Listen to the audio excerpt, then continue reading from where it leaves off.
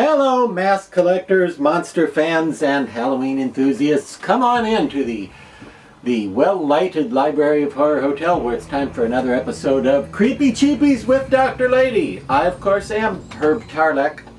And, you know, Star Trek, the original series back in the 1960s, did not have a large number of really great aliens and monsters and creatures on it, but it did have the occasional special guest alien who sort of made a mark with the viewers, sort of, left an impression and served as a good template for collectible merchandise. One such monster is, of course, the Mugato, M-U-G-A-T-O. Now, that doesn't sound that hard, does it? Mugato. It's just like, spelled just like it sounds, Mugato. Mu, like in what a cow says, gato, like in the Spanish word for cat, Mugato. But still, he is an alien, and as such, he apparently has a strange, unearthly power to induce periods of what I guess you'd call transient dyslexia in Earthlings, because nobody can spell or say Mugato the same way consistently. So if you're going to look for the mask online, or anything to do with the Mugato for that matter, keep juggling the letters around a little bit, because originally it was supposed to be the Gumato instead of the Mugato, and there are conflicting theories on the confusion, but the most popular one seems to be that actor DeForest Kelley, who was one of the guys on Star Trek back in the 1960s, just couldn't say Gumato, and every time they would do a take, he would say Mugato, and finally somebody said, all right, fine, whatever, it's Mugato. But in the end credits of that episode of Star Trek, it still says Gumato, and then various collectibles and products and so forth have been misspelled and misnamed, and sometimes it's Mugatu and Mugato. See, there's some confusion there. And adding to the confusion, the makers of the Zoolander movies, many years later, believe quite unaccountably, I think, that it would be funny to name an obnoxious bad guy character Mugatu after the Mugato on Star Trek. There's a great reference. And they spelled it with a U on the end, Mugatu. So some people think that's the word and that's the name and spell the mask name that way. All right, let's just look at, of all the Mugato masks that have been done over the years, and there have been several, I think my favorite is this one. This is a Mugato from Trick or Treat Studios, sculpted by a super talented, really great sculptor named Chris Williams. This particular mask came out as part of the 2020 Trick or Treat Studios line, and I'm not going to lie to you, well, I might, but not about this. It's not dead on 100% like what you see on that episode of Star Trek. And by the way, the episode of Star Trek in question that has this creature on it was called A Private Little War. Do you remember that? Remember when you were on Private Little War? Yeah. And you know, if you put two little vertical lines on the sides of the letter V in that title, you could have a primate little war. And that would be even, never mind.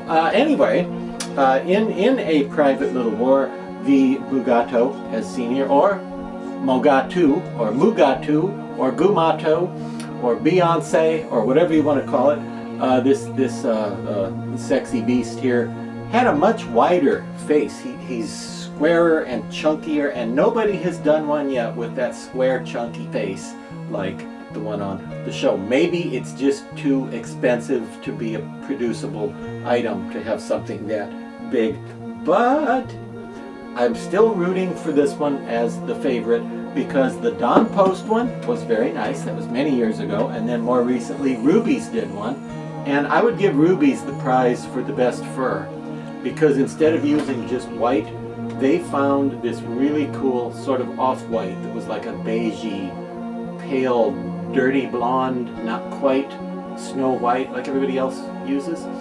And I like that because it looks more realistic, of course. But unfortunately, it's very hard to costume. So if you just wanted one to be on your shelf in your mask collection, that color was okay. But if you wanted to make a suit and wear it to a convention or make a fan film or something, you would have a very difficult time finding fur to match that. Whereas plain old white fur, as seen on the Trick or Treat Studios edition. And this is acrylic fur. This is what is sometimes known as fun fur rather than crepe hair on this particular mask. Is just white, and you can find some at Joann Fabrics and places like that. So now why do I say this is the best one if I like the fur better on the rubies one? This is the only one in all these years that I've seen where anybody has dared to make the horn as ridiculously oversized as the one on the original episode, A Private Little War. And as you can see, the horn like adds the height of another head to him. It's like as tall as his head again on there. Well, both the rubies and the Don Post had a much more sensible size horn, more like the Be Something Studios Evil Unicorn, which is a guy who was probably inspired by the Mugato. Now on the show you could tell it was just an albino gorilla suit, and they stuck a ring of fur around the top and then put a gigantic horn on him. So he became a unicorn albino gorilla. Remember that song? I Fell Into a Burning Ring of Fur? They put the ring of fur around there. Now some of you folks might be thinking, oh, it doesn't have spikes sticking out the back of the head. Well, it isn't supposed to. It doesn't really have spikes sticking out the back of the head on the show.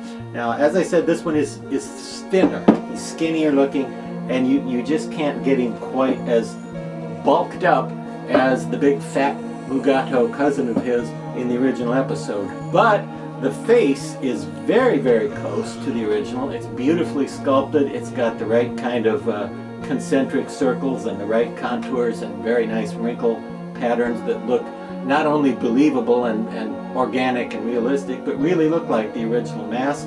The shape of the mouth here is great. The teeth are very nice and aren't actually just fronts painted on. They actually, don't know if you can see that, they actually have three-dimensional teeth that actually have real depth. Can you see that? We're going to assume you can see that. And again, the horn is tremendously big, just like the real one. Let's take the stuffing out of here so that I can also point out there's foam in there. I'm not sure how much foam is in the horn, but there's some.